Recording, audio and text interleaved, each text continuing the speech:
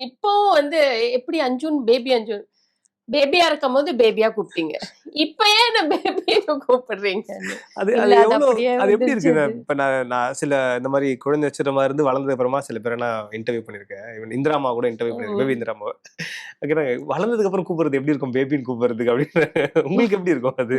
என்ன கூப்பிடாதீங்கன்னுவேன். ஏன்னா பேபின்னே கூப்பிடாதீங்க.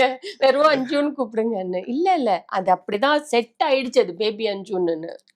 ஏன்னா உங்க காலத்துல நீங்க நடிக்கும்போது, அப்ப உங்கள ரசிச்ச நெறைய பேர் இருப்பாங்கல்ல. அந்த 80ஸ்ல படங்கள் 80ஸ்ல பார்த்தவங்கலாம். ம். அவங்க மேபி உங்கள வெளிய பார்க்கும்போது அப்படி கூப்பிடுவாங்களா? இல்ல அஞ்சுன்னு வருமா? இல்ல பேபி இல்ல அஞ்சுன்னு பேபி அஞ்சு தான். அதுதான் அதோ கேட்டேன். இப்போ கேரளால ஷூட்டிங் போயிருக்கும்போது அதான். "ஏய் கோயிலுக்கு சாமி கும்பிட போயிருக்கேன். இப்படியே பார்த்துட்டுல, ஓ! இது நம்மட பேபி அஞ்சு இல்லே" என்ன. ஐயோ! கைய மறைச்சுக்கிட்டு. வேண்டாம். பார்க்கறதே கிடையாது அந்த சைடு. அப்புறம் வந்துட்டு ம் இன்னொரு நாங்க அந்த ஒரு சேவா இது பண்றது இருக்கோம். இந்த ஒரு மலையாளி ஃபேமிலி பார்த்துட்டு, இன்னொரு நார்த் இந்தியாலருந்து வந்திருக்காங்க. அவங்க கிட்ட சொல்றாங்க, "இவங்க யாரு தெரியுமா? இந்த மாரி வந்து பெரிய ஸ்டார் இங்க மலையாளத்துலலாம் பயங்கர மூவிலாம் "அப்படியா? எங்க நாங்களும் ஒரு ஃபோட்டோ எடுத்துக்கிறோம்ன்னு" அவங்க கல்கட்டாலருந்து